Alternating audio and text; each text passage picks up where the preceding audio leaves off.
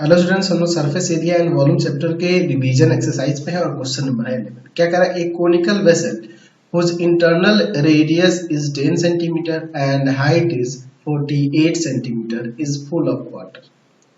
Find the volume of the water. अच्छा, water का volume निकालना है, वो तो हो जाएगा। फिर आगे क्या कह रहा है? If this water is poured into a cylindrical vessel with internal radius 20 centimeter, find the height to which the water level rise in it. अच्छा, देखिए क्या कह रहा है कि एक कोनिकल वेसल है, देखना जी, एक कोनिकल वेसल है, इसका रेडियस दिया है और हाइट दिया हुआ है, ठीक है ना जी। ये वाटर से भरा हुआ है ना जी। तो यहाँ पर इसका हाइट दिया हुआ और रेडियस दिया हुआ, तो रेडियस कितना दिया? रेडियस इसका दिया हुआ है 10 सेंटीमीटर और हाइट दिया है 48 सेंटीमीटर।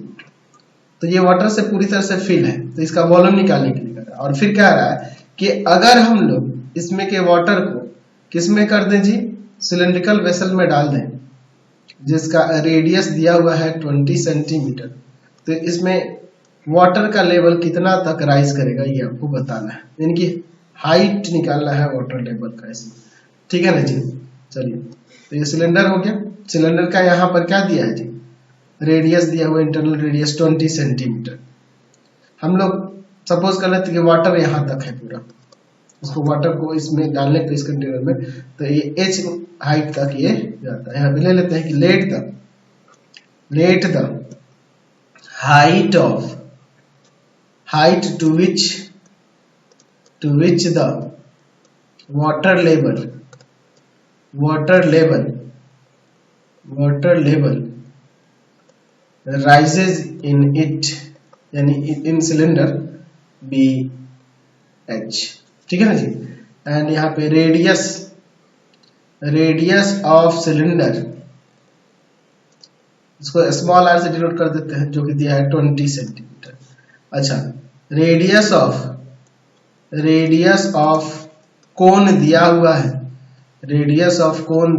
यहाँ पर कितना? कैपिटल आर से डिनोट करते हैं वो 10, और हाइट भी दिया हुआ है, हाइट ऑफ कोन यहाँ पे दिया हुआ है, कैपिटल एच से डिनोट कर देते हैं, वो है 48 सेंटीमीटर।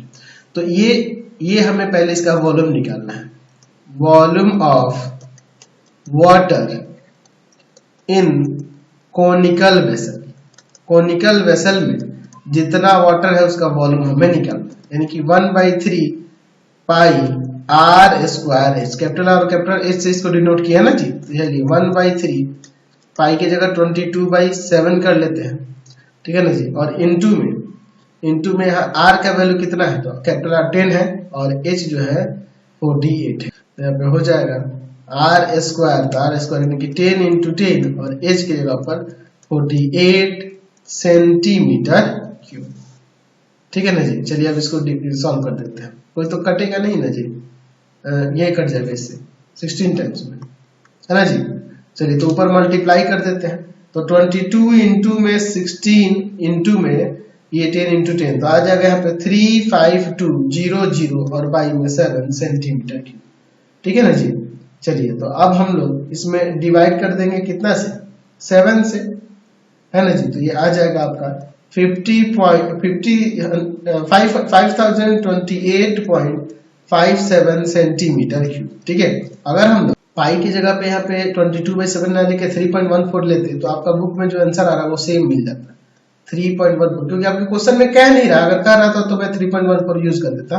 10 × 10 इंटू में 16 सेंटीमीटर क्यूब, ये 3 से इसको 48 काट देंगे, 16 आ जाएगा।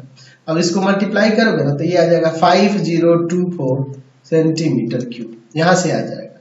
अब यही पूछ रहा है कि जब ये वाटर इसमें डाल देते तो इस कंटेनर में जो वाटर लेवल होगा वो कितना होगा। यहाँ पे लिख सकते हैं कि volume of water in cylinder equal to में वॉल्यूम ऑफ कोन, क्योंकि उसी को इसमें डाला जा रहा है, उसी वाटर को, तो जितना इसका वॉल्यूम होगा वही वॉल्यूम ऑफ कोन होगा, है कि नहीं।